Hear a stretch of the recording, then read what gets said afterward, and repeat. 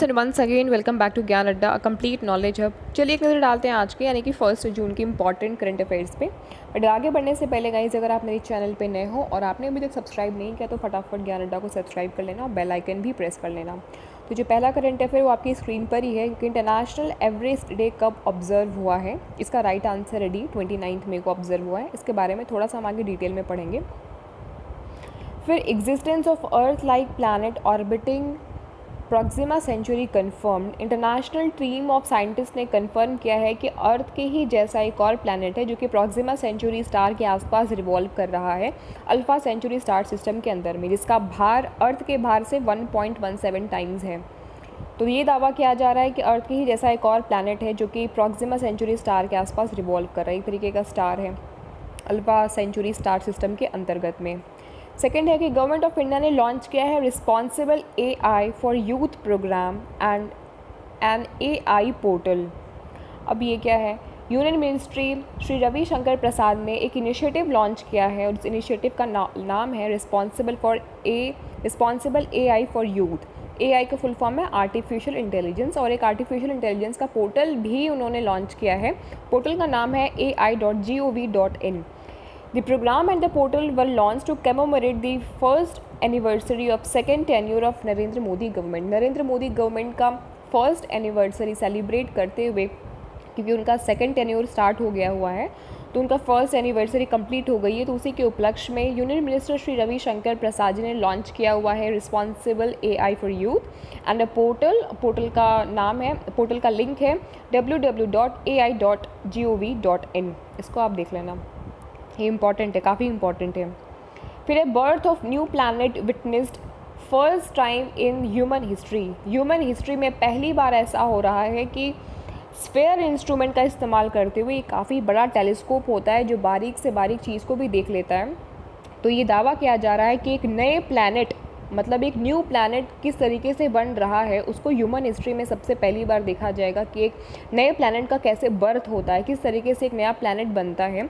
और उस planet new planet in the AB Aurigae star system recently.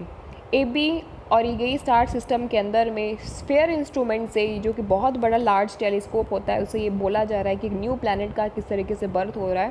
पहली बार human history में ऐसा होगा कि हम उसको ऑब्जर्व कर पाएंगे। The birth of new star was depicted by European southern observatory. European southern observatory ने डिपिक्ट किया हुआ है बर्थ ऑफ न्यू स्टार। तो इट्स वेरी इंपॉर्टेंट। किस सिस्टम में हो रहा है, इस सिस्टम का नाम इंपॉर्टेंट है, कौन से इंस्ट्रूमेंट का यूज़ किया जा रहा है, तो स्फेयर इंस्ट्रूमेंट है, इसका यूज़ किया जा रहा है। फिर Indian national super model launched by DST ने लॉन्च किया है Indian national super model. DST क्या है? Department of science and technology, operating under, ये ऑपरेट करता है ministry of science and technology के अंदर में। इन्होंने लॉन्च किया हुआ इंडियन नेशनल सुपर मॉडल। अब ये मॉडल क्या है?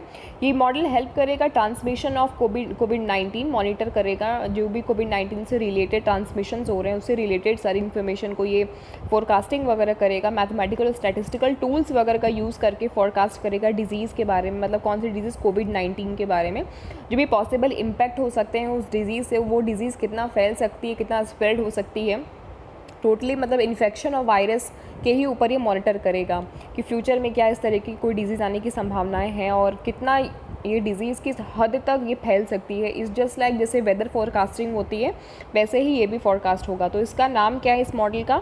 Indian national super model. और ये लॉन्च किसने किया है? DST, department of science technology, जो कि ऑपरेट होती है ministry of science and technology के अंदर में। तो इट्स वेरी इंपॉर्टेंट, ये बहुत ही इंपॉर्टेंट क्वेश्चन है।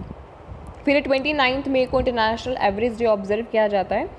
इस दिन क्या हुआ था कि memorial event the day celebrated with the processions, memorial events and special events in Kathmandu, Nepal and the Everest. देखो ये याद रखना कि जो माउंट एवरेस्ट है वो नेपाल में है। बहुत लोग कंफ्यूज हो जाते हैं, इसको सोचते हैं कि इंडिया में, बट नो, इंडिया में नहीं है, माउंट एवरेस्ट नेपाल में है।